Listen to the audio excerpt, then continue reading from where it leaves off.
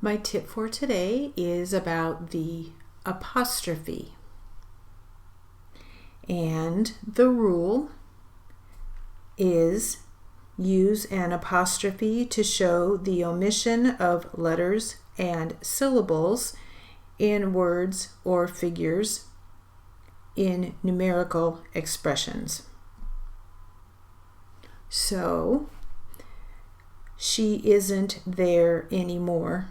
It's a shame. So we know that apostrophe is actually, in the word isn't, is substituting for the O in not, because isn't actually means is not. So isn't, ISN apostrophe T, that apostrophe is taking the place of the O in the word not. Same thing with its. IT apostrophe S, that apostrophe is substituting for the I in the word its. So that's the general rule. Now I wanted to give some examples of sentences. I own a 57 Chevy.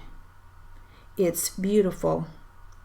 So 57 Chevy, there's an apostrophe before the 5 because that apostrophe is substituting for 19 or whatever, 1957, 1857, whatever it is. It's taking the place of those numbers. So apostrophe 57 for 57. Now in this sentence, we are speaking of the growth of our company in the late 80s and the early 90s, and especially full year 93. So again, we have the apostrophe before the 9 in 90. We have an apostrophe before the 8 in 80s because it's substituting most likely for 1980s, 1990s.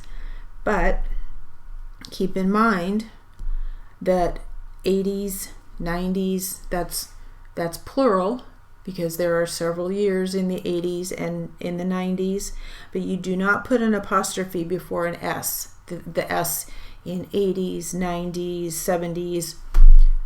If it's plural, you're not going to put an S before that. Put an apostrophe before that S. The apostrophe only goes before the number, the 8, the 9, where it's actually substituting for something else. I hope that's helpful and I hope that makes sense.